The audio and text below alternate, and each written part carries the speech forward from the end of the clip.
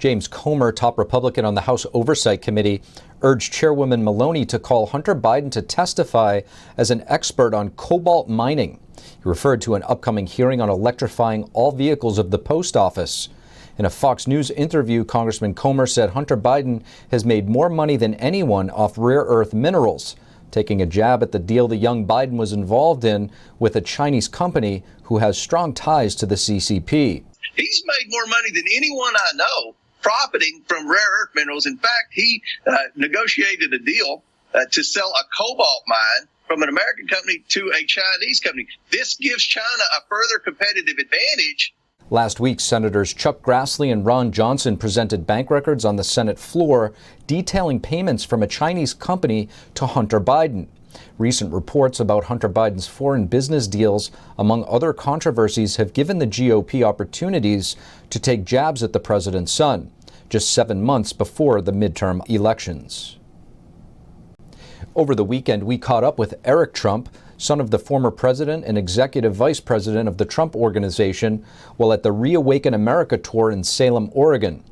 Eric touched upon why his father was able to maintain stability around the world during his time as president, all the while enduring constant fire from the press and his political adversaries back home.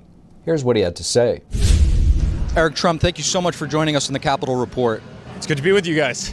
Eric, I want to ask you, why do you think that your father was able to maintain order during his time as president with all of these dictators around the world? Yeah, it's very simple. It's called strength. People respected him. They respected the United States of America. They respected our military. They knew he was unconventional. They knew he was a little bit unpredictable. And he wanted them to know that. You know, when he started taking out guys like Soleimani, right? The Reaper drones and, all of a sudden bad guys start disappearing around the world. I think that sent a very big signal to a lot of people, which is don't mess with the United States of America, don't mess with their military, don't mess with, with Trump. He's willing to do this.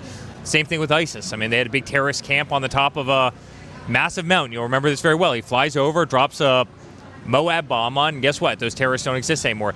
People knew that, don't mess with him. He'll use the strength of the United States. At the same time, he was a guy who didn't want to go to war. And so it really was kind of that peace through strength doctrine that we always talk about. Now, Eric, I want to ask you, recently you probably have noticed that we're tapping into America's emergency oil reserves with an emphasis on emergency. What is your take on that?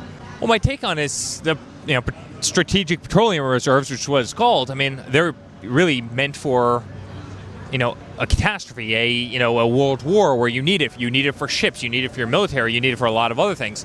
They were, drastically depleted when my father was in office.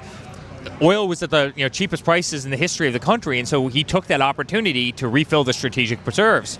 Now they just want to give stimulus out, so they want to drain those reserves only because they're not doing the Keystone XL pipeline. They're not drilling on federal lands. They've made it more difficult to actually extract oil and gas and all the other things that we know right now. So you're dipping into your strategic, reserves that are meant for kind of unthinkable times. That's why they were built, to try and cheapen oil and gas prices because of failed policies that this administration has put in.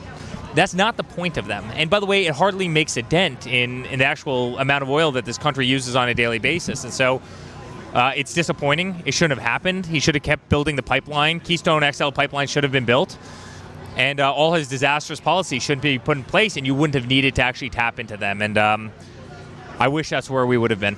So we've recently seen Hillary Clinton in her campaign. It's come to light that she spied on your father when he was in the White House. And does this raise deeper concerns about the deep state and potentially what she may have created as her time as Secretary of State?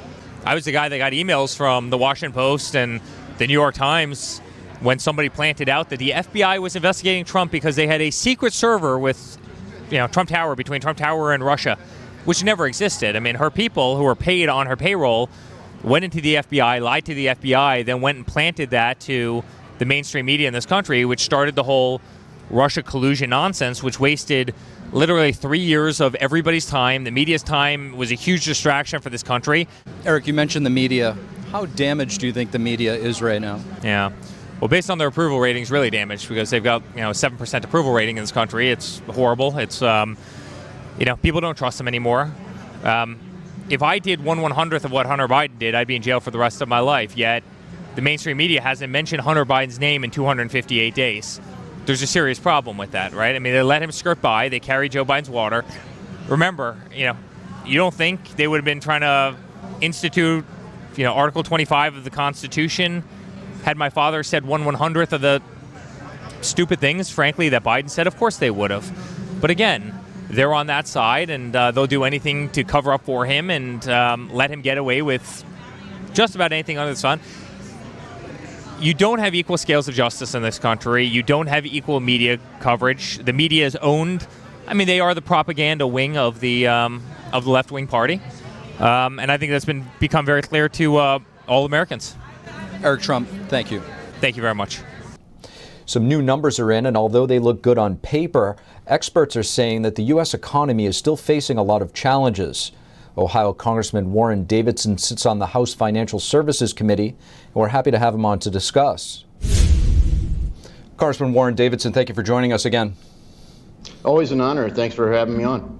Congressman, there's so many numbers being thrown around between 40-year high inflation at a rate of 8%. You have gas prices at record highs. It's really hard to keep track of it all. Just from a high-level overview, where are we, and how do you think we could reverse the current trajectory of all things economy?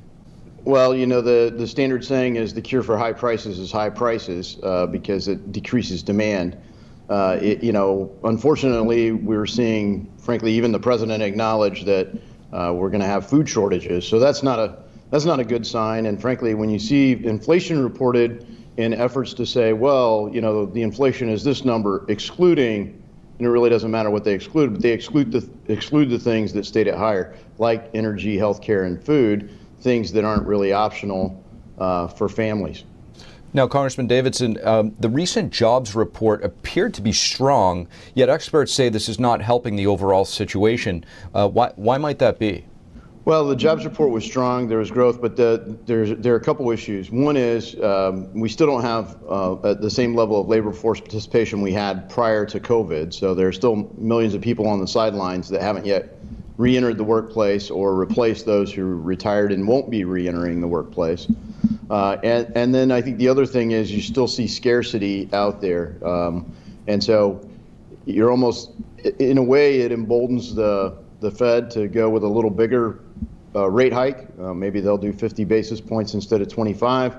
But the reality is that most everyone is telling them, hey, what you're doing is going to produce inflation. They said, no, it's going to be transitory. It obviously wasn't transitory.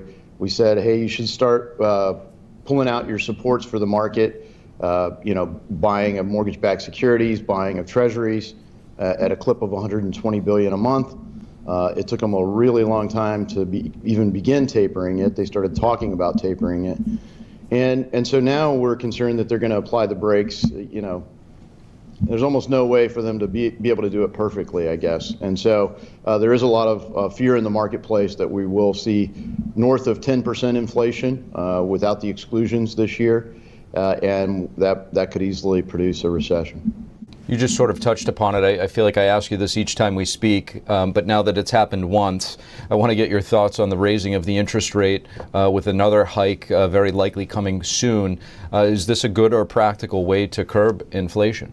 Well, it of course is, because you want there to be equilibrium between supply and demand for the debt that we're issuing. I mean, there is no monetary discipline right now. So people can say that modern monetary theory is dead, except that's still basically what's being practiced. There is the Fed has been consistently adding treasuries to its own balance sheet, and the market doesn't produce enough demand for those. And frankly, when you look, the yield curve has inverted, and so why is that inverted? It's because the Fed is artificially distorting the rates, I think, and the market doesn't set the rates as well as isn't allowed to set the rates. The market would set the rates better than the Fed. The Fed is basically centrally controlling the price of money, and the yield curve's telling you, and historically that's been a fairly reliable, not a guarantee that there will be a recession. So people are rightly alarmed. That was my next question for you, Congressman. The key indicator there, one of them being the yield curve flagging a potential recession on the horizon. What are your thoughts on that? Well, I hope they're wrong. I mean, there are a lot of things in the economy that could produce strength, but I think there is a lot of concern that the administration and especially Treasury, the SEC, they're doing everything to stifle investment in the United States. They're frankly, securing off capital that could go to work in our own economy, and fear, uncertainty, and doubt tends to pull back on investment, and when that happens, it's hard to keep the momentum in the economy going. Consumers eventually can't exclude things that the economists can say, oh, well, we're going to exclude food, energy, and healthcare and education. So their option is to consume less. And fundamentally, the one silver lining in the economy when rates go up is normally it rewards savers. And that's a great way to cool the economy down in a way that pulls money out of the economy, pulls money out of the equities, prevents asset bubbles. People can just save money, but there is no yield in savings. Frankly, bank savers or anybody else that has access to retail savings have been annihilated. And even crypto lending, the SEC kind of killed that with some of their regulatory actions. So the only thing really left are regulatory actions to kind of cool the economy down. And I think that's going to be less well done with a central planner than letting the market function. Congressman Warren Davidson, thank you. Yeah, thank you. Another $10 billion is going to go toward fighting COVID-19. Lawmakers reportedly reached the deal to spend this money to pay for rapid tests, producing vaccines, and more. Top Republican negotiators for the COVID package spent a few weeks working out a deal with the Democrats. The $15 billion first proposed was turned down by Republicans because they insisted it be fully paid for. This $10 billion is expected to be funded by repurposing money from previous stimulus packages. It's still half the amount that the White House first asked for. The COVID response team has warned Congress for weeks that they were running out of money to fight the pandemic. This new package would fund more therapeutics, tests, vaccines, and other supplies, but it may not include money to help other countries fight the pandemic. The senators who made the deal stripped out the $5 billion in global aid, but some on the House side have warned they won't pass it without global aid included. Multiple states are suing the Biden administration over its plans to lift Title 42. Arizona, Louisiana, and Missouri say that rescinding the ability to expeditiously remove illegal immigrants will have a devastating effect on the country. Arizona Attorney General Mark Brnovich tweeted saying that the states are requesting that the Title 42 be kept as an official federal policy and that it be vigorously enforced. According to the Department of Homeland Security, an estimated 18,000 illegal immigrants are expected to flow in every single day. That could lead to as many as 540,000 attempted border crossings per month. The three states are saying that removing Title 42 will create an unprecedented surge at the border and will overwhelm law enforcement.